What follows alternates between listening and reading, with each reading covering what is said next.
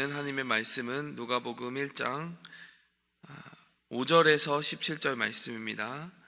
네, 누가복음 1장 5절에서 17절 말씀입니다.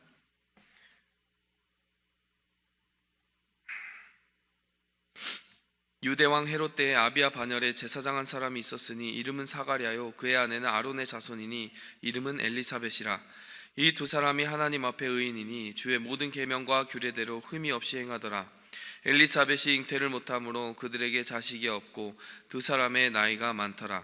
마침 사가랴가 그 반열의 차례대로 하나님 앞에서 제사장의 직무를 행할세 제사장의 전례를 따라 제비를 뽑아 주의 성전에 들어가 분향하고 모든 백성은 그 분향하는 시간에 밖에서 기도하더니 주의 사자가 그에게 나타나 향단 우편에 선지라.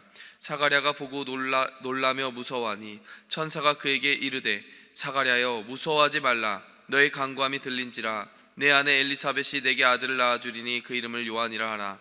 너도 기뻐하고 즐거워할 것이요 많은 사람도 그의 태어남을 기뻐하리니 이는 그가 주 앞에서 큰 자가 되며 포도주나 독한 술을 마시지 아니하며 모태로부터 성령의 충만함을 받아 이스라엘 자손을 주 곧 그들의 하나님께로 많이 돌아오게 하겠습니다. 그가 또 엘리야의 심령과 능력으로 주 앞에 먼저 와서 아버지의 마음을 자식에게 거스르는 자를 의인의 슬기에 돌아오게 하고 주를 위하여 세운 백성을 준비하리라. 아멘. 네, 성탄절을 맞아서 특별히 하나님께서 어떻게 예수 그리스도께서 나심을 준비하셨고 어떠한 사람들이 주님의 성탄, 주님이 이 땅에 내려오셔서 하나님의 나라를 전하시는 그 거룩한 순간을 이루시기까지 어떠한 사람들이 어떻게 준비했는지 말씀을 통해 한번 은혜를 나누도록 하겠습니다.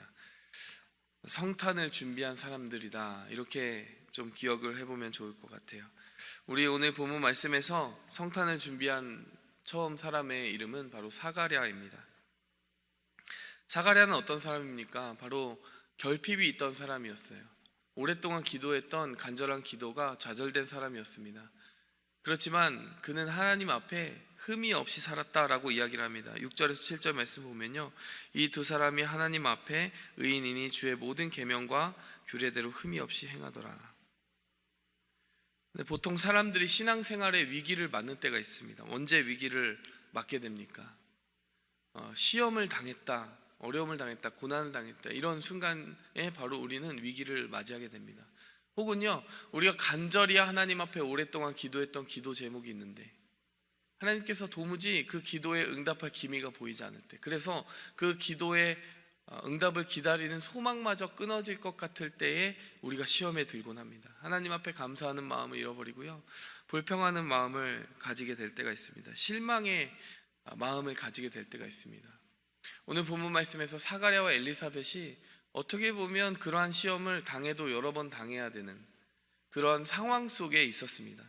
자신들이 간절히 원하던 그 잉태하는 자손을 잉태하는 그러한 축복을 누리지 못한 것이죠. 게다가 제사장이기까지 한데 제사장으로서 하나님께서 주신 그 축복의 직분을 감당하는 그들이 다른 사람들은 어떻게 보면 평범하게 누리는 그 잉태와 출산의 축복을 누리지 못할 때 하나님 앞에 여러 가지 마음이 들었을 것입니다.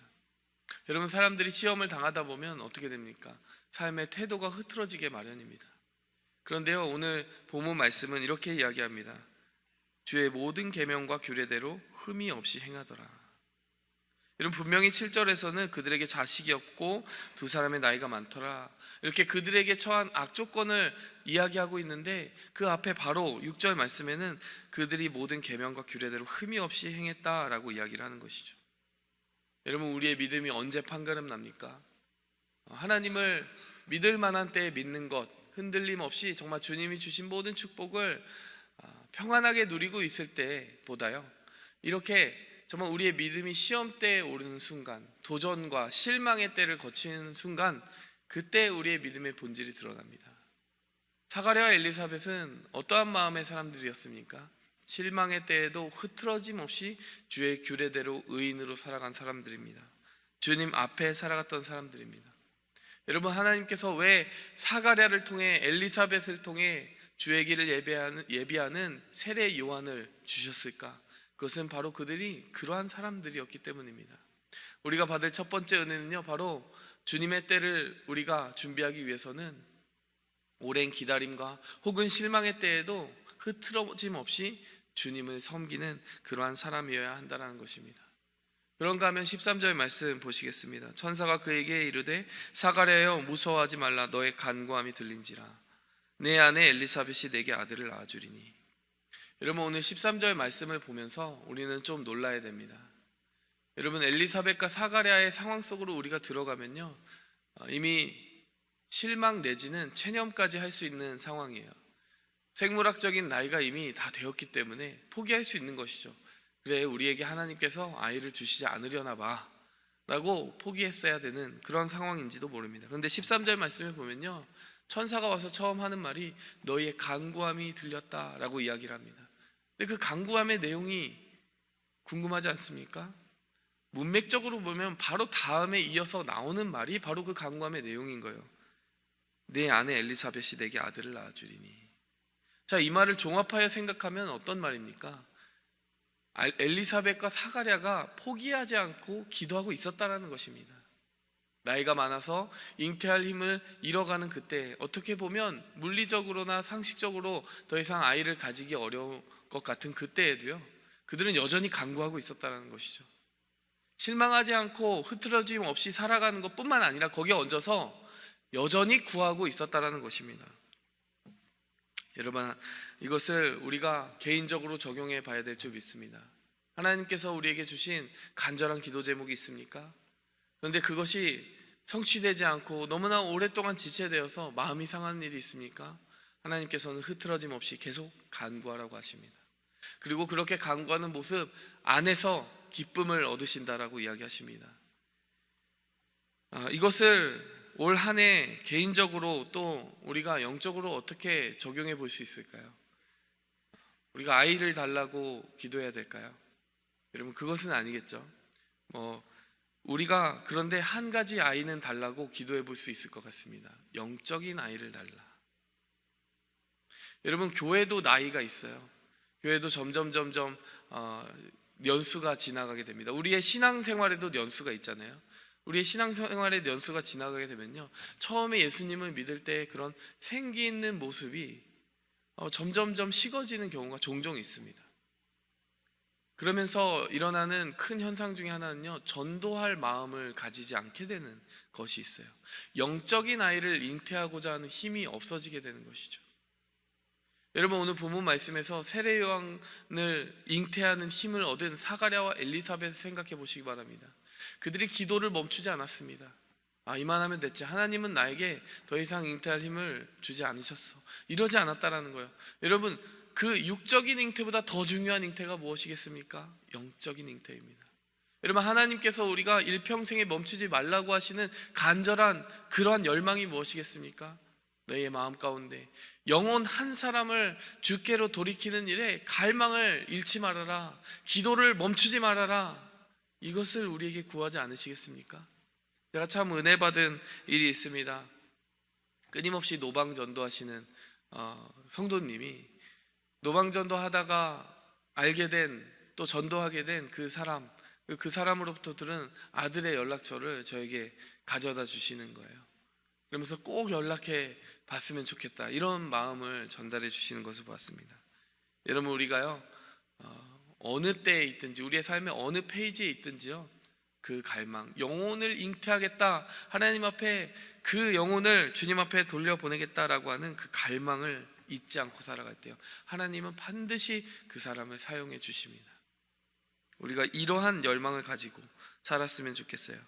실망의 때 흐트러지지 않고 기도에 멈추지 않으며 영혼을 구원하고자 하는 그 열망, 하나님 앞에 출산하겠다, 영적으로 잉태하겠다라고 하는 열망을 끊임없이 붙잡고 살아가는 복된 성도의 삶을 살아갈 수 있기를 바랍니다.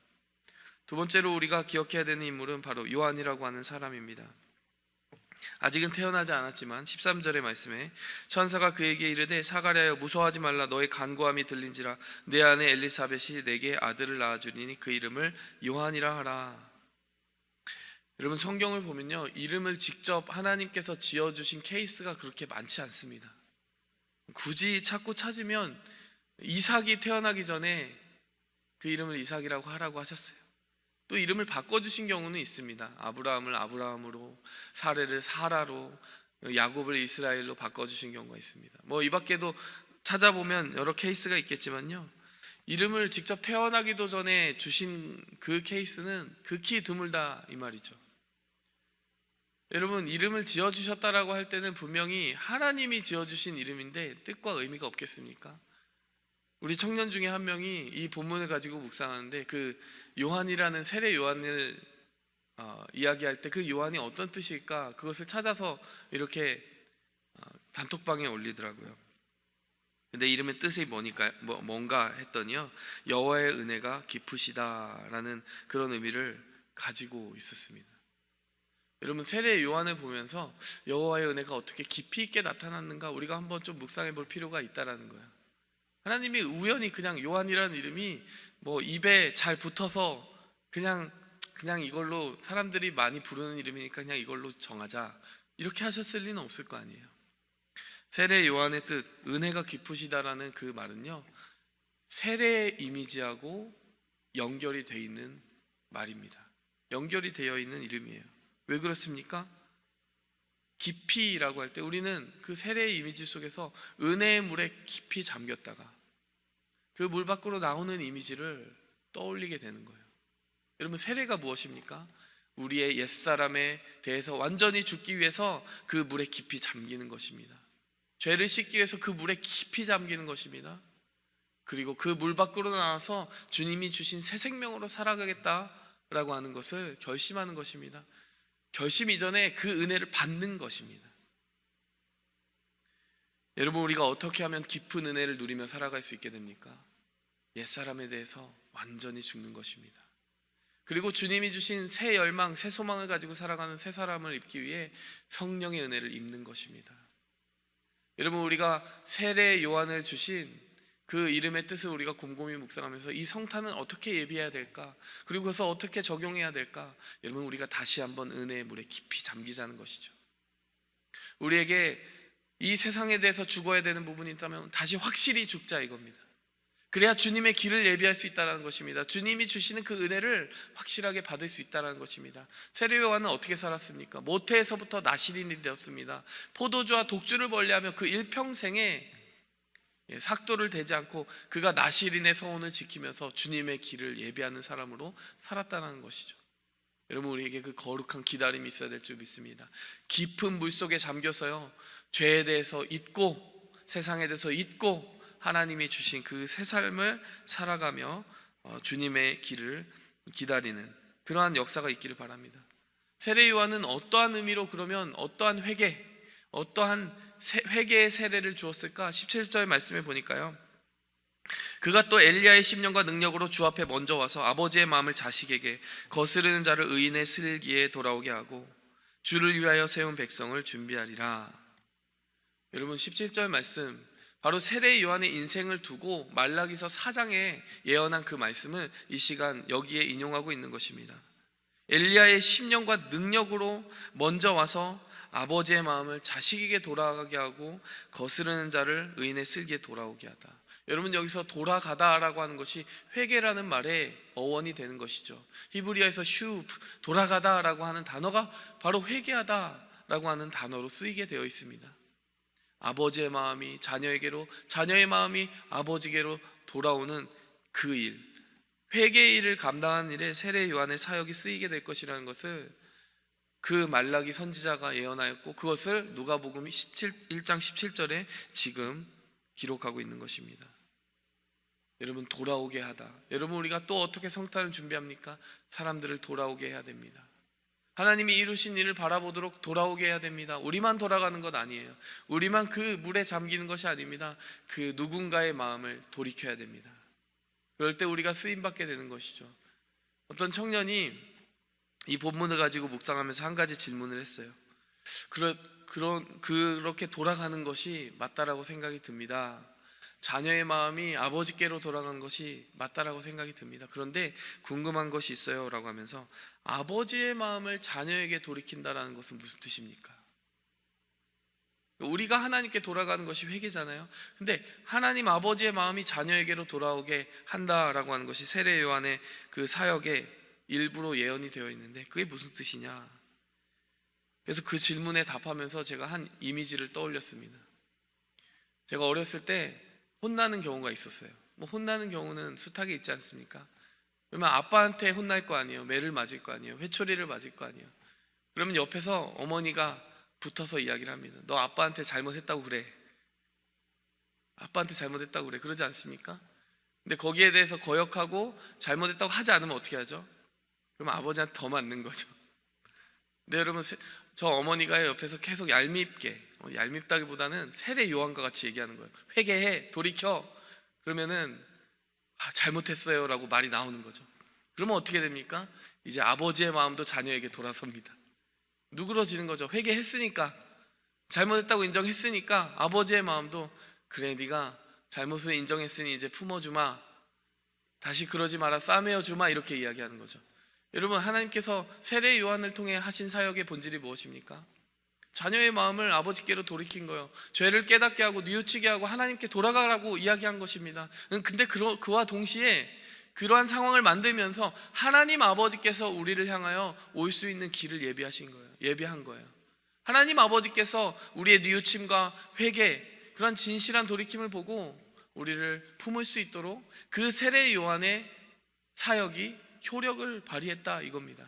세례 요한의 사역이 사용받았다 이겁니다. 아버지께 잘못했다고 그래. 그럼 잘못했다고 해야 됩니다. 그런데 그보다 더 넘어서 우리가 감사해야 될 것은요, 우리를 이렇게 돌이키게 하심으로 말미암아 하나님이 먼저부터 우리를 품으실 계획을, 그런 마음가짐을, 마음의 계획을, 작정하심을 가지고 계셨다라는 것이 은혜인 것입니다. 하나님은 자신의 마음을 우리에게 돌이킬 준비를 언제든 하고 계신 분이십니다. 부모가 매를 때리지만 언제 얘가 회개해서 내가 얘를 품어줄 수 있을까, 그것을 생각하면서 징계하시는 것처럼 하나님은 우리가 오늘 주님께 돌아가고 또 주님이 우리에게 돌아오시는 그 길을 예비하고 계시다는 것이죠.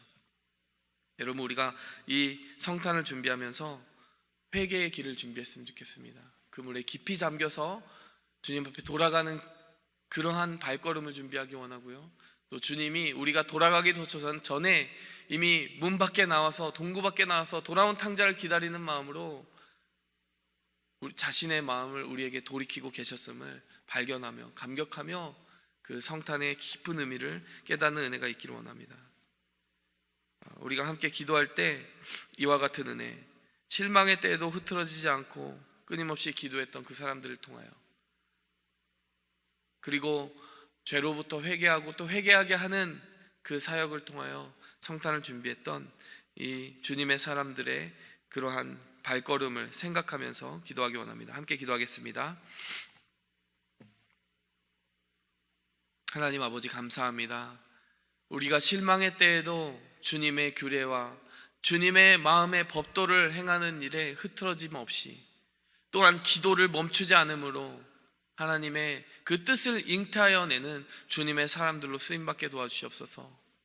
특별히 주님께서 잉태하기 원하시는 영적인 자녀를 우리가 생각할 때 이만하면 됐다라고 생각하지 아니하고, 우리의 일평생에 그 아이를 달라고, 전도의 열매를 달라고 간구하며 나아가는 주님의 기뻐하는 자녀로 우리가 쓰임받게 도와주시옵소서.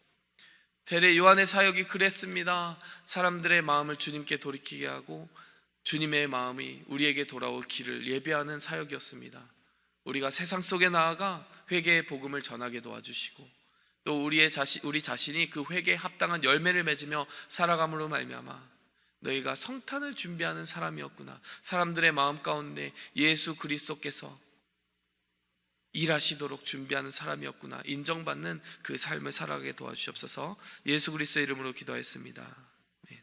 하늘에 계신 우리 아버지여, 이름이 거룩히 여김을 받으시오며 나라의 마옵시며 뜻이 하늘에서 이룬 것 같이 땅에서도 이루어지이다. 오늘날 우리에게 일용할 양식을 주옵시고, 우리가 우리에게 죄 지은 자를 사하여 준 것 같이 우리 죄를 사하여 주옵시고, 우리를 시험에 들게 하지 마옵시고 다만 악에서 구하옵소서. 대개 나라와 권세와 영광이 아버지께 영원히 있사옵나이다. 아멘. 오직 주의 사랑을